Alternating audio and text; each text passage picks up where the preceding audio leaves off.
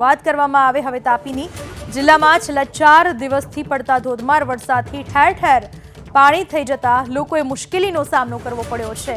વ્યારા તાલુકાના છીંડિયા ગામમાં લોકોના ઘરોમાં પાણી ભરાઈ ગયા। ઝાંખરી નદીમાં ઘોડાપૂર આવતા ગ્રામજનોને મુશ્કેલી વેઠવી પડી। એમના મકાનોમાં પાણી ફરી વળતા ઘરવખરીને નુકસાન થયું।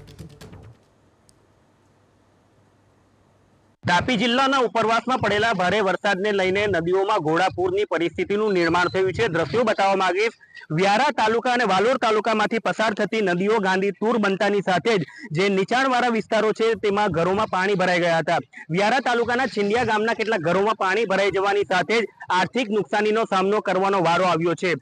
વાત કરીએ તો રાત્રિ દરમિયાન જે જંગલ વિસ્તારમાં પડેલા વરસાદને લઈને જે વાલોડ અને વ્યારામાંથી પસાર થતી ઝાંખરી નદી અને વાલ્મીકી નદી ગાંધી તૂર બની હતી, જેને લઈને જે નીચાણવાળા જે ઘરો છે નદી કાંઠાના તેઓમાં પાણી ભરાઈ ગયા હતા। તો બીજી તરફ વહીવટી વિભાગ દ્વારા કામગીરી હાથ ધરી લોકોને સલામત સ્થળે ખસેડવાની કામગીરી કરાઈ હતી।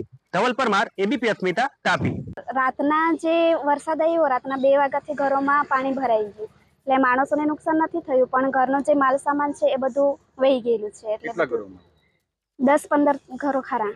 હવે હાલ શું પરિસ્થિતિ છે? વહીવટી વિભાગ કોઈ આવ્યું છે ખરું? વહીવટી વિભાગ કોઈ નથી આવ્યું। બચાવ કામગીરી માટે કોઈ આવ્યું? બચાવ કામગીરી માટે અમે સ્થાનિક લોકોએ જ બધું કામગીરી કરેલી છે। કે કોઈને જાનમાલનું નુકસાન કઈ ખરું? પશુઓ તણાયા હોય? પશુઓ એવા નથી તણાયા, પશુઓને અમે બહાર કાઢી લીધેલા।